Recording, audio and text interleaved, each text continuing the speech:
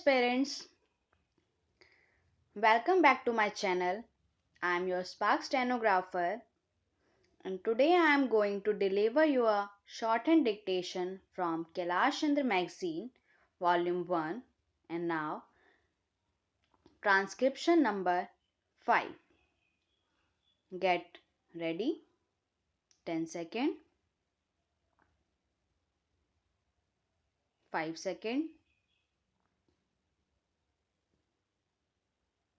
start. The Industrial Policy Resolution of 1948 was good so far as it went, but unfortunately, the spirit of it could not be understood or appreciated by the common man in this country.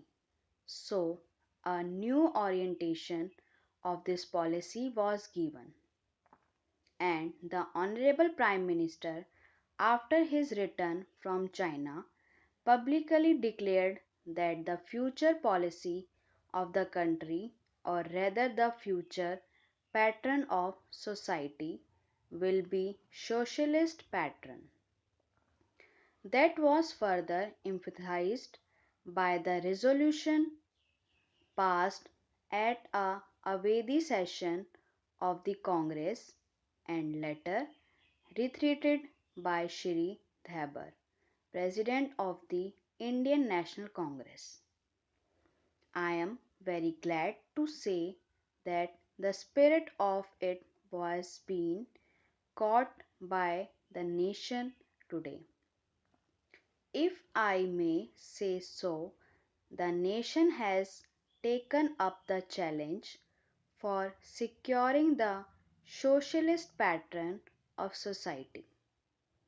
It behoves all sections, both inside this house as well as outside, without having mutual recriminations, to try and propagate in a senior manner and establish the socialist pattern of society indicated by the statement of the great leaders of our country. It may be relevant and pertinent if I refer to a few sentences from the memorandum presented on the 4th June 1999 by our Prime Minister, who was the chairman of all the Indian Planning Committee, which came into existence when there was full autonomy in the states. On pages 39 and 40 of that report, he stated, "It is clear that the drawing up of a comprehensive nation plan becomes clearly an academic exercise with no relation to reality unless the planning authority or those whom it is responsible are in a position to give effect to the plan. If this authority is powerless or circumscribed or restricted and has limited activities, it cannot plan. An essential prerequisite or planning is thus complete freedom and independence for the country and removal of all outside control. This implies that the country possesses in itself full sovereign authority to take any measures, adopt any policies, and form any relation which other countries as may seem best to its governing authority in the interest of the country and its people. National independence is thus an indispensable preliminary for taking all the steps that might be found necessary for carrying out the 5-year plan in all its various aspects throughout the whole country. At the present moment, it is clear that not only have we in India no national independence, but we are hedged in and obstructed by numerous restrictions, limitations, safeguards, and reservations which block the path of planning and progress. Our plan for national development must therefore be drawn up for a free and independent India. Thanks to the sacrifices made by millions of our countrymen and countrywomen under the leadership of the father of the nation, Mahatma Gandhi, we have today secured complete sovereign political independence at a time when the nations of the world were engaged in the bitterest struggling using all the weapons of destruction. If, therefore, we have secured political independence during the period of a quarter of a country, it should not be difficult, especially when we are today masters in our own country, to secure a socialist pattern of society, as has already been indicated. But it requires the assistance, the propaganda, the active work of all those who are interested in this.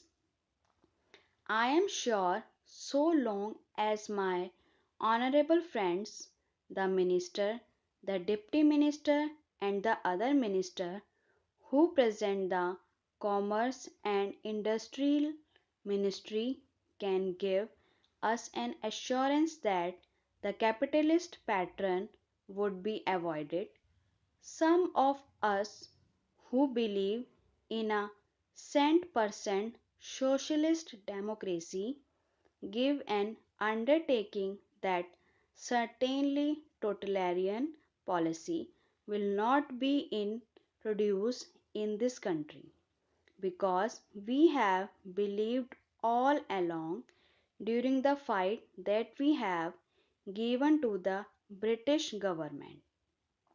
When we secure political independence, that we shall try to maintain democracy undiluted, and a socialist democracy at that.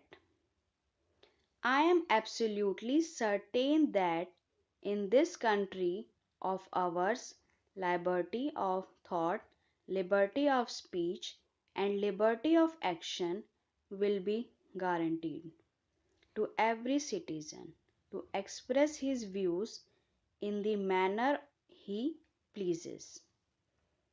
I, therefore, assure my honorable friend that so long as we do not, in the garb of a socialistic pattern, support a capitalist system, India will stand 100% for a socialist democracy. Now, luckily for us, the fundamental rights of the Constitution have declared that a citizen would be assured of many of the social amenities which will be given reasonable comfort from the womb to the grave. But mere enunciation, as I have said many times, will not satisfy the common man unless the saying is put into effect. I am absolutely certain therefore, that so long as there is a determination on the part of our countrymen, we will be in a position to secure a socialist pattern of society. It is not even possible to draw up a plan on any other basis. Stop.